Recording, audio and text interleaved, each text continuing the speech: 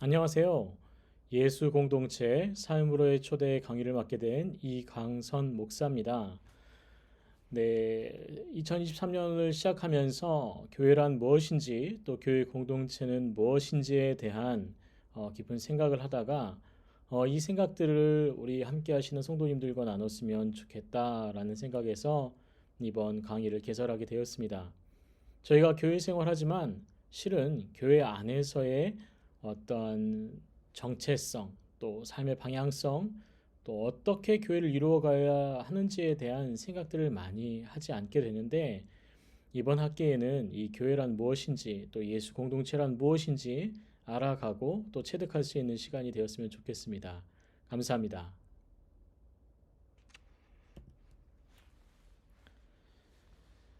네, 오늘은 특별히 제 1장 공동체로서의 교회라는 챕터를 나누게 될 것입니다.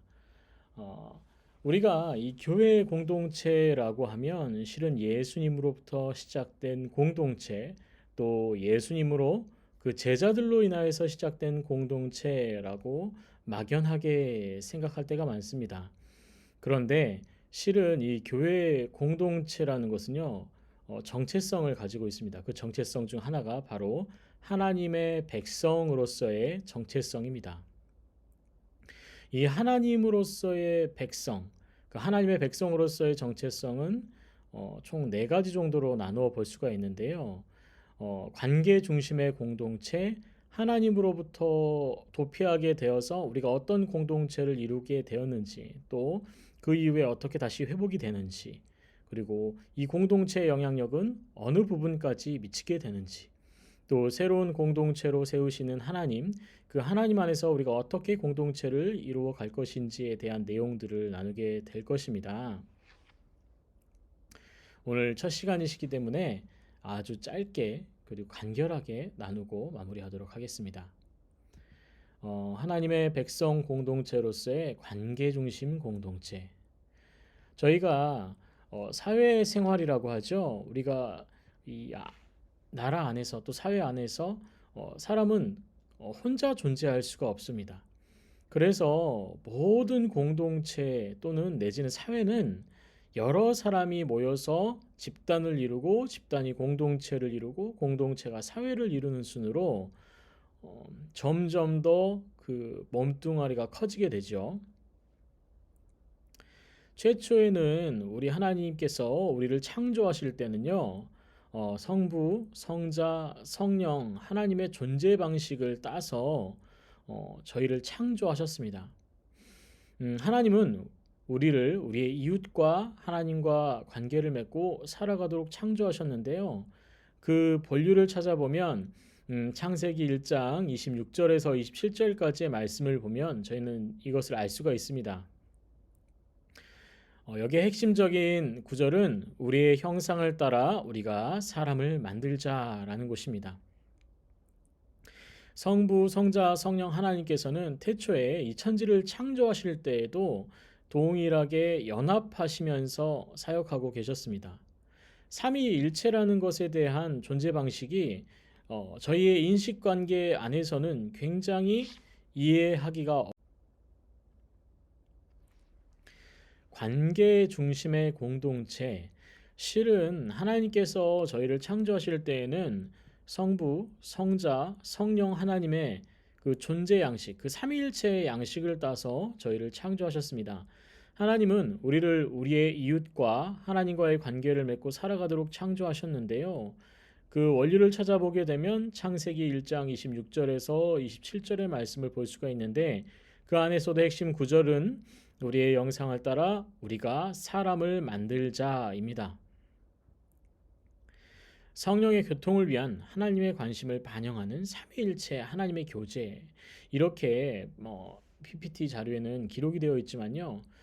이것을 아주 간단하게 얘기를 하면 성삼위 하나님께서 그 성삼위의 존재 양식을 우리에게 투영하셔서 우리 또한 독자로서의 삶을 사는 것이 아니라 누군가와 연합해서 살도록 하셨습니다. 단적인 예로 창세기에 아담을 창조하시고 하나님께서 보시기에 안타까우셨죠. 불쌍하게 보이고 또 외로워 보였습니다. 그래서 그 갈빗대를 취해서 하와를 만들어 짝을 이루게 하고 공동체를 유기한 것이죠. 최초의 교회라고 할 수 있는 것은 실은 가정입니다. 그런데 그 존재 양식 자체도 실은 단독자로 있는 것이 아니라 연합을 이루는 것이죠. 관계 중심의 공동체라는 것은 애초에 저희가 이 세상에 하나님의 창조하신 때부터 이미 관계성을 쌓아가고 또 관계 안에서 어떤 하나님의 일들을 그 뜻을 이루어가도록 애초에 만들어지고 또 창조된 사람들이 바로 저희 인류인 것이죠. 그런데 어떤 연유로 저희가 하나님으로부터 이 관계성이 깨어지고 또 사람과 사람 사이의 관계성이 깨어지는 일이 벌어지게 됩니다. 그것이 무엇이냐면 바로 선악을 아는 나무의 열매를 취함으로 인하여서 하나님과의 그 언약 관계가 깨어지는 것을 저희가 볼 수가 있죠. 그래서 하나님으로부터 사람들이 도피합니다. 그 장면이 창세기에 보면 하나님께서 이 에덴 동산을 이렇게 거니실 때 아담과 하와가 몰래 숨어서 그 장면을 지켜보는 장면들이 기록이 되어 있죠. 사람은 하나님과 자신 또 자신과 타인과의 관계성이 깨어지면서 하나님을 피해 도피하는 결과를 가져오게 됩니다. 우선 사람은 선악을 아는 나무의 열매를 먹음으로 인해서 하나님을 떠난 자율성을 가지려고 합니다. 사탄이 무엇이라고 얘기를 하죠? 네, 눈이 더 밝아질까 봐서 하나님이 그것을 먹지 말라고 했다라고 합니다. 이 눈이라는 것에 대한 많은 해석들이 있지만 이런 공동체를 연구하는 학자들은 이 하나님 안에서 자율성을 누려야 하지만 사람은 스스로 자신의 자율성을 누리려고 선택함으로 인해서 오히려 하나님이 주시는 자율성에서 벗어나고 망가지게 되었다고 생각을 합니다. 또한 그 천혜의 자연, 즐길 것이 많고 평화로운 이 에덴 동산에서도 쫓겨나는 그런 상태가 되게 되었는데 그로 인하여서 자연과 또 소외되게 되죠. 아담이 생존할 수 있는 양식이 무엇이었습니까? 가시엉겅퀴를 제거하고 땅을 파고 땀을 흘려가면서 살아야 되는 상황이 됐죠. 자연과 어떻게 되죠? 자연과 반목하고 정복해야 되는 상황이 된 것이죠. 그로 인하여서 연합성, 그 공동체성이 깨어지게 되는 것입니다. 이 하나님의 공동체는요,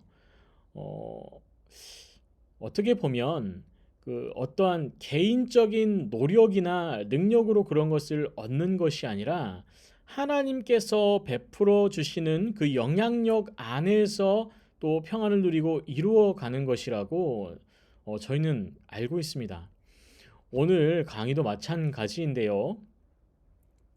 그렇다면 이 공동체의 영향력, 이 영향력은 어느 범위까지 이루어지느냐?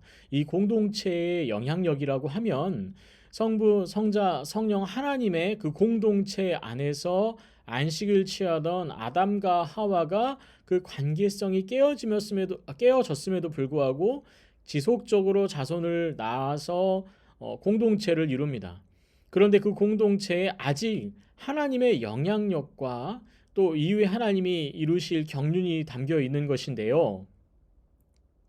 우선은 하나님께서 아브라함을 찾아가셔서 갈대아 우르를 다시 떠나라고 하십니다. 당시의 갈대아 우르는요,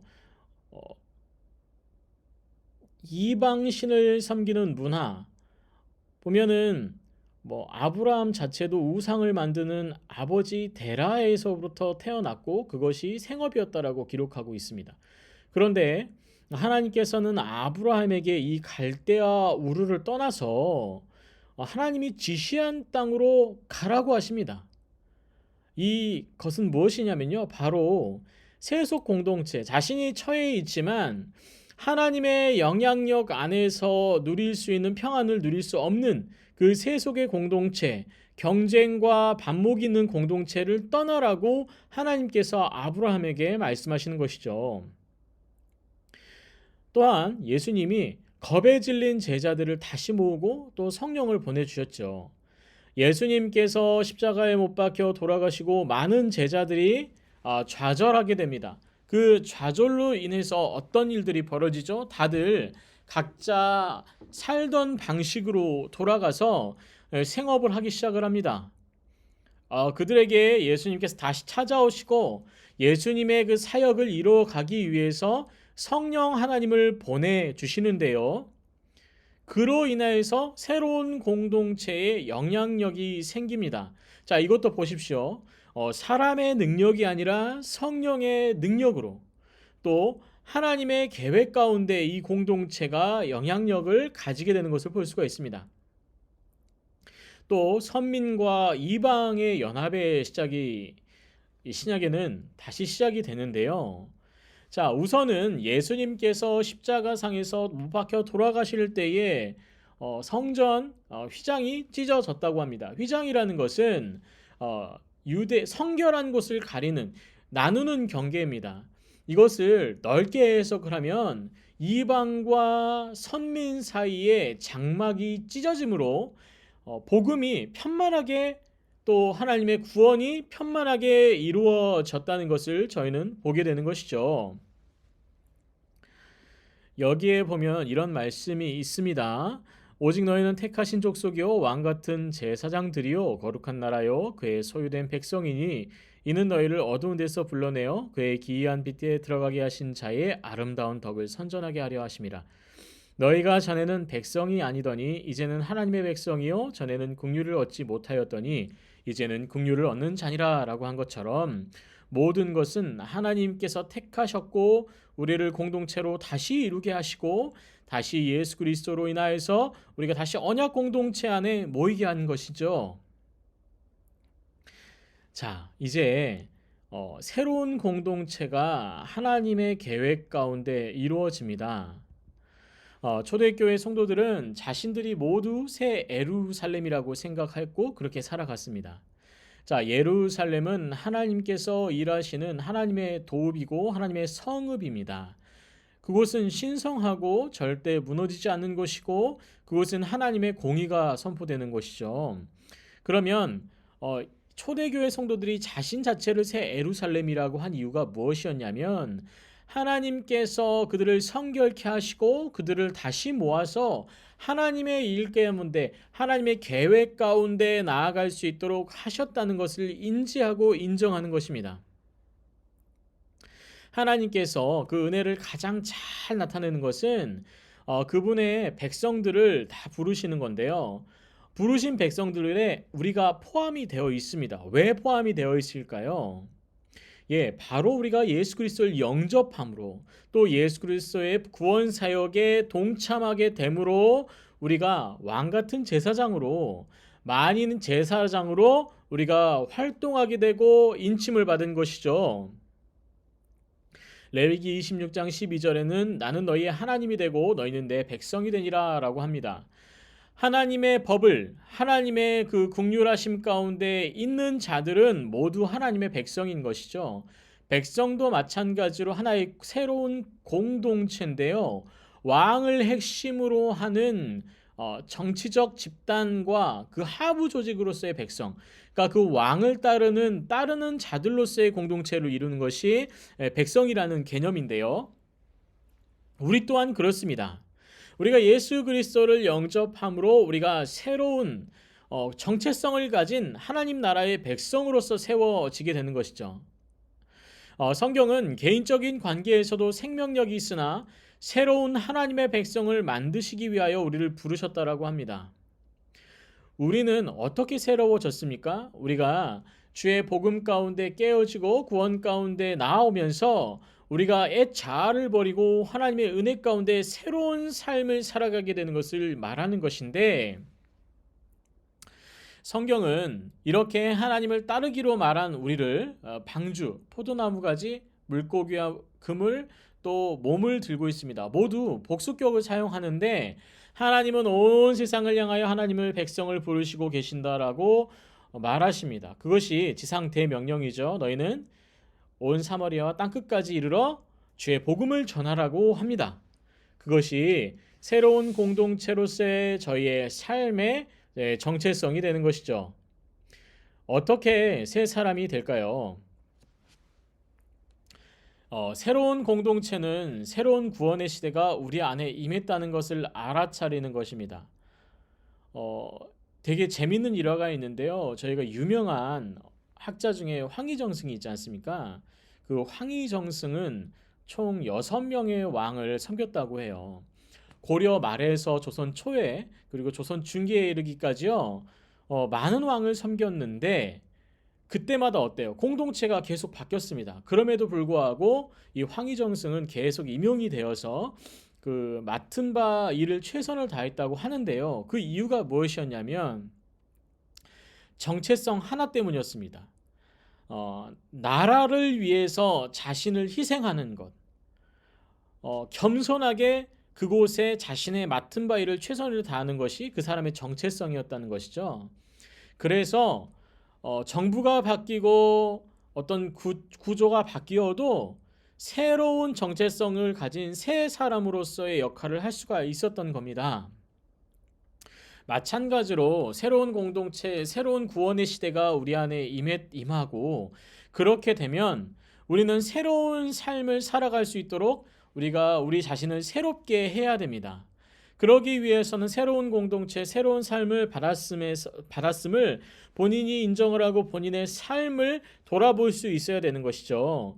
이전의 삶을 그대로 유지하면서 어떻게 새 사람으로, 새 공동체의 한 사람으로 살아갈 수 있겠어요? 그럴 수 없죠. 새로 공동체인 교회는 구속의 영역 안에 살아가는 것이죠. 구속의 영역은 구원 안에 살아간다는 것입니다. 자세한 내용은 골로새서 1장 13절을 읽어보시면 그 해답을 아실 수가 있을 것인데요.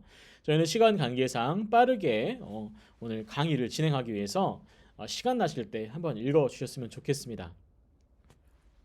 새로운 공동체인 교회는 악에 대한 하나님의 승리가 보이기 시작하는 곳이며 승리가 눈에 보이는 곳입니다.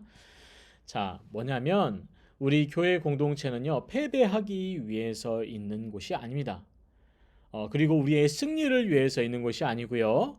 온전히 하나님의 승리를 이루어 가기 위해서 존재하는 곳입니다. 그렇기 때문에 우리는 어떻게 있어야 될까요? 항상 누구의 영광, 누구의 승리를 위해서 우리 교회 공동체 안에 끊임없이 노력을 해야 될까요?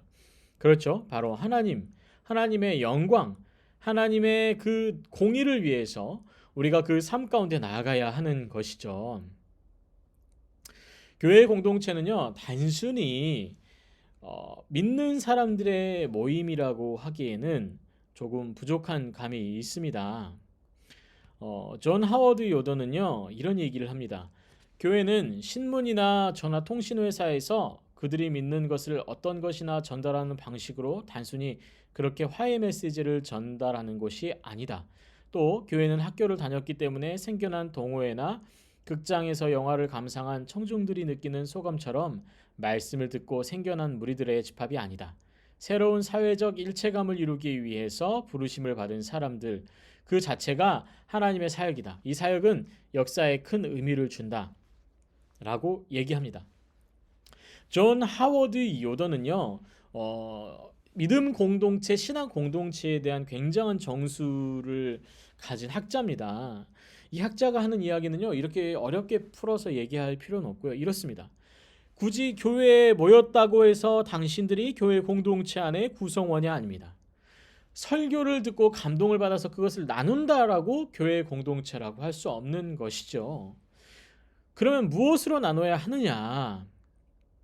그것은 교회로 모인 우리 자체가 하나님께서 지금 우리를 통하여서 일하신다는 것을 의미하고 우리가 그것에 참여한다는 것을 인정하는 것이다 라고 합니다. 교회 공동체는요, 새로운 공동체인 교회, 하나님의 나라의 첫 열매라고 할 수 있습니다. 그러니까 하나님께서 그 몸을 찢으시고 새 몸으로 교회를 이루시고 또 하나님께서 이 지상에 일하시는 첫 열매로서의 교회라고 하는 것이죠. 교회는 복음을 듣고 생겨난 메시지의 결과가 아니라 그저 선포되는 메시지와 우리가 그 메시지대로 살아가는 모든 부분이 교회의 복음 가운데 이루어진 하나님의 사역이라는 것을 인정하는 거고, 인정하는 자들만이 교회 공동체를 이룰 수 있다는 것입니다. 교회는 강단이 아니라 교회는 하나님의 나라 백성이 그 삶을 살아가는 곳, 그곳이 바로 교회라는 것이죠. 교회에 나와서 말씀 좋아서 말씀 듣고 은혜를 누리고 거기서 멈추는 것이 교회 공동체를 이루는 것이 아니라는 것입니다. 그 안에서 뛰어들어서 그 삶이 하나님 안에서 세워질 수 있도록 하나님의 백성으로서의 어떤 능력을 펼 수 있도록 하는 것이어야 한다는 것이죠. 교회는 예수 공동체로서 구원을 기다리는 곳이라고 합니다. 왜 교회는 예수 공동체로서 구원을 기다릴까요? 네, 하나님께서 그 마라나타, 아멘 주 예수여 곧 오시옵소서라는 많은 성도들의 고백처럼 우리의 교회의 진가는 예수 그리스도의 재림과 함께 크게 영향력을 끼치게 되는 것입니다. 이 교회는 하나님의 나라를 예표하는 것이지만 이제 예수님께서 부활하시고 다시 승천하셨다가 다시 재림하는 동시에 우리는 이제 하나님의 통치와 하나님의 나라가 완전히 이루어지기 때문에 그때는 이것이 진정한 교회라는 것을 알 수 있게 되는 것이죠. 교회는 또 믿지 않는 자들을 향한 하나님의 목소리입니다. 하나님의 구원의 손길입니다. 또한 하나님의 구원의 시작이 되는 것이죠. 이처럼 하나님께서는 교회 공동체를 이루는 모든 구성원들에게도 복음을 전하도록 명령하셨다는 것입니다. 이 성도들의 교제 안에서는 이것이 중요하다고 하는데 가장 중요한 거, 구체적인 교제를 나누라는 것입니다. 왜 구체적인 교제를 나눠야 될까요? 말씀과 성례가 적절하게 이루어져야 한다. 사실 말씀과 성례는 일방적으로 베풀어지는 것이 아닙니다. 말씀은 설교하는 목사와 회중 사이에 하나님의 놀라운 섭리가 작용을 하는데요. 그것이 성령의 역사하심 가운데 서로 연결되고 서로 교통합니다. 텍스트로 말소리로 전달은 되지만 연결이 되는 것은 성령으로 연결이 되는 것이죠. 그로 인하여서 직접적으로 하나님의 임재와 놀라운 은혜를 누리게 되는 것입니다. 성례 또한 그런 것이에요. 교회 안에서는요, 말씀과 성례가 당연히 선포가 돼야 되는데 이 성례라는 것이 성찬도 있고 세례도 있고 교회에서 이루어진 의식을 얘기를 하는 것입니다. 이 성례를 통하여서 하나님의 깊은 교제를 누릴 수 있고 또 성도들끼리 또 깊은 교제를 누릴 수 있어야 한다는 것이죠. 이것이 구체적인 교제를 나누는 방법입니다. 여러분, 말씀을 듣고 서로 이 말씀에 대해서 은혜를 나누는 것도 굉장히 소중하고요. 회중과 설교자 사이 안에서도 성령으로 교제하는 것도 또 교제토록 하시는 하나님의 은혜를 누리는 것도 굉장히 중요한 것입니다. 또한 복음과 서로의 헌신이 있어야 존재할 수 있는 것이 바로 교회입니다. 왜요? 서로의 주장만 앞세우면 교회가 온전히 세워질 수 있을까요? 그렇지 않습니다. 교회는 일방적으로 의사소통이 흐르는 곳이 아니에요. 서로 교통하고 서로 의지하고 서로의 삶과 경험을 나누는데 그러기 위해서는 우리가 낮아지고 헌신되어야 한다는 것입니다. 또한 우리가 그리스도 안에서 구원을 받은 사람으로서 새로운 삶을 살게 된다면 그것을 경험한 사람의 삶을 살아간다면 다른 그리스도인들과의 교제를 당연히 나누게 됩니다. 여러분, 한번 둘러보십시오. 정말 하나님 안에서 한 형제처럼 교제하고 계십니까? 예수님의 공동체 교회는 교회로 나온다는 것은 그것이 이 교회의 사람들과의 관계를 시작한다는 것입니다. 교회에 나온다는 것은 본인의 개인적인 예배만 드리고 떨어지고 사라지는 것이 아니라 온전하게 교회 안에 나와서 사람들과 교제하는 것이죠. 그것이 바로 우리에게 주어진 구체적인 교제의 방법입니다. 또한 초대교회 형태를 지니라고 하는데요. 초대교회 하면 가장 소중했던 건 뭡니까? 바로 자신을 덧없이 낮추고 유무상통했다는 것이죠. 서로의 이익을 구하지 않고요. 헌신해서 자신의 것을 다른 사람과 나누고 필요한 것을 주어서 그 일들을 해결해 나갔다는 것입니다.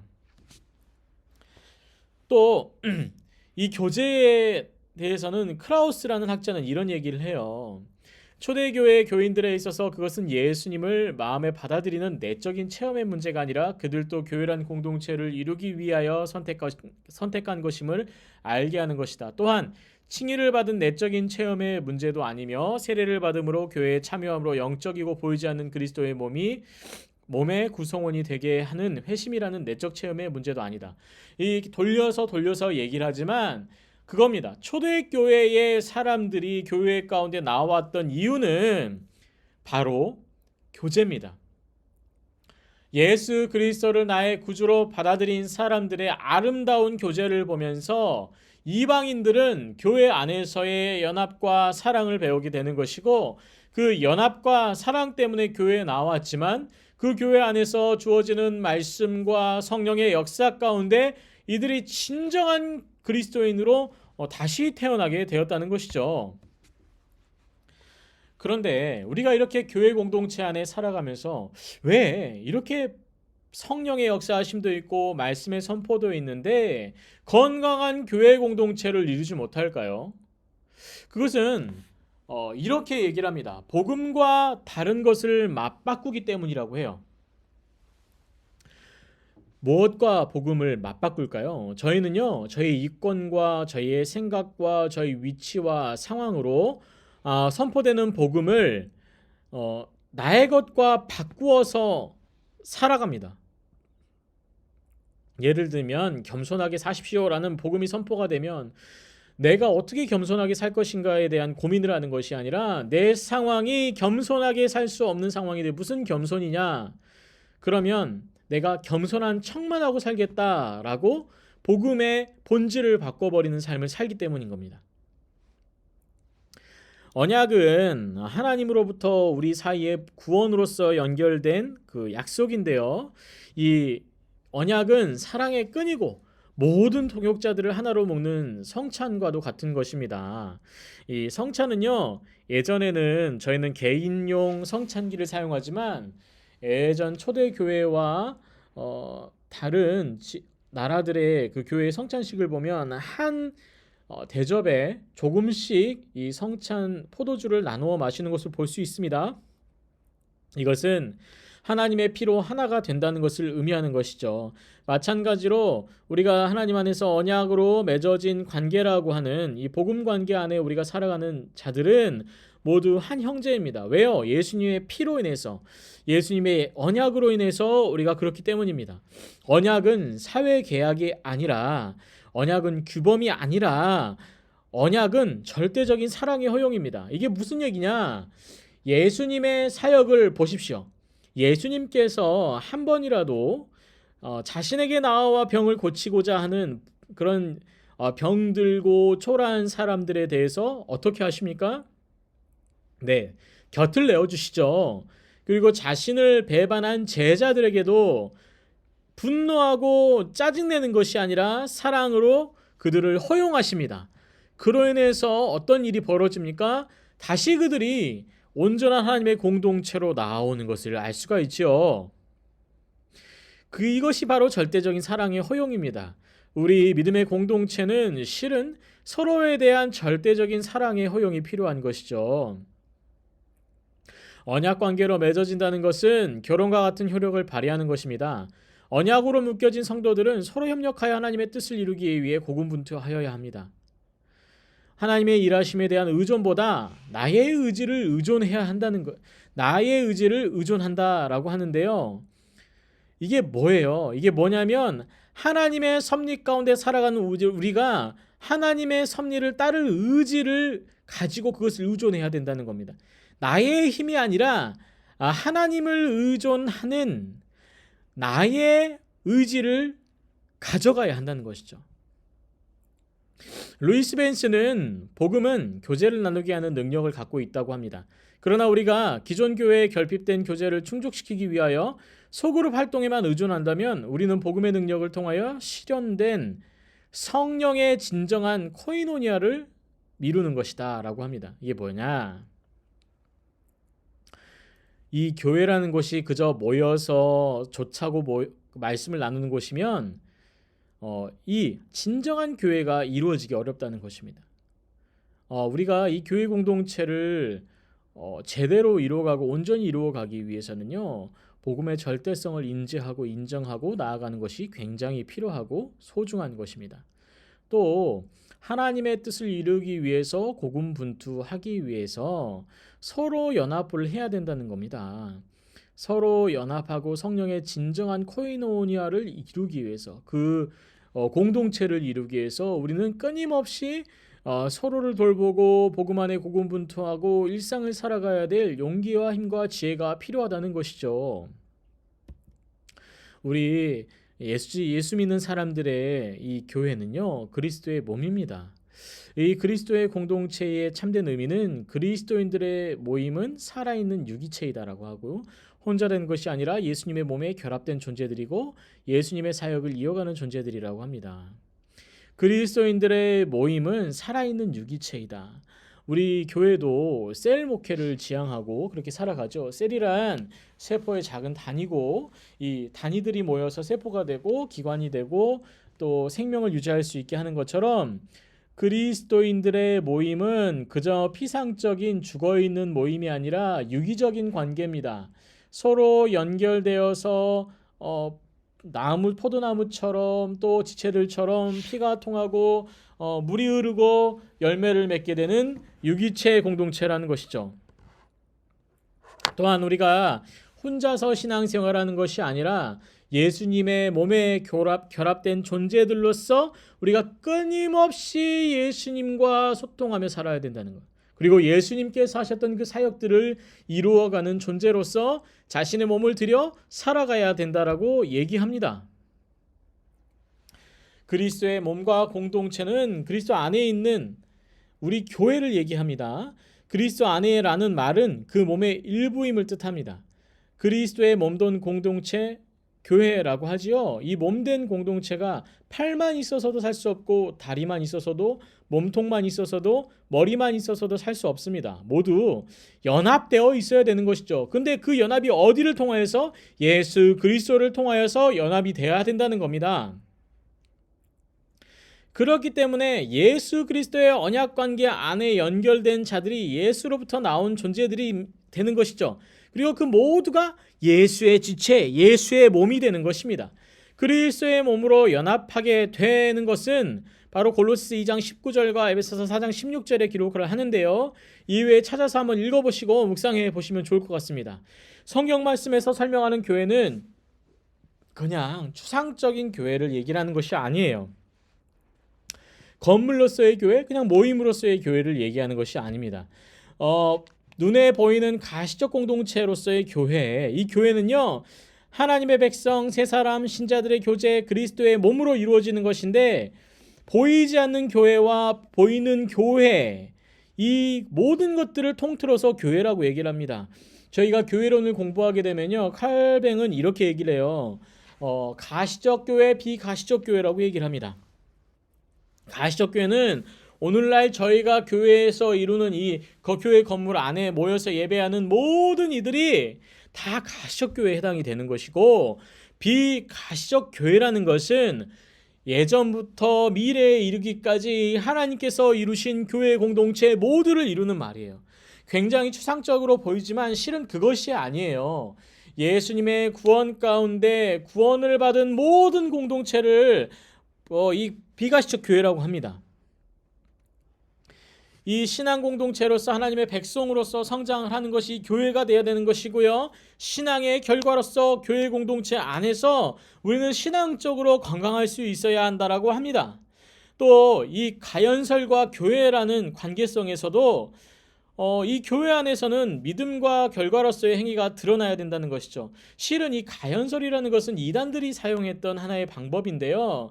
예수님께서 잠깐 동안 몸을 입고 와서 무엇인가 사역을 하셨다는 것입니다.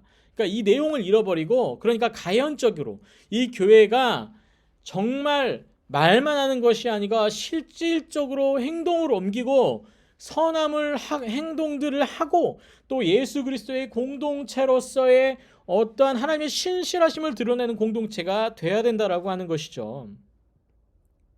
신앙이 형식적이고 추상적이라면 건강한 신앙을 가진다는 것이 아니라, 교회는 교회로서 보이고 다루어지는 것들이 현실적이고 참여적인 형태가 되어야 한다는 것입니다. 교회는 그냥 명목상 교회는 선한 사람들의 모임, 이게 아닙니다. 명목상 이곳은 복음에 선포되는 곳 아닙니다. 명목상 복음으로 하나 된 가족 아닙니다.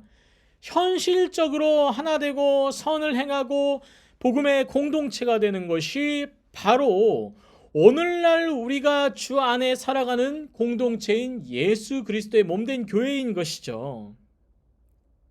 오늘은 이 교회 공동체에 대해서 아주 간략하게 개론을 다루었습니다.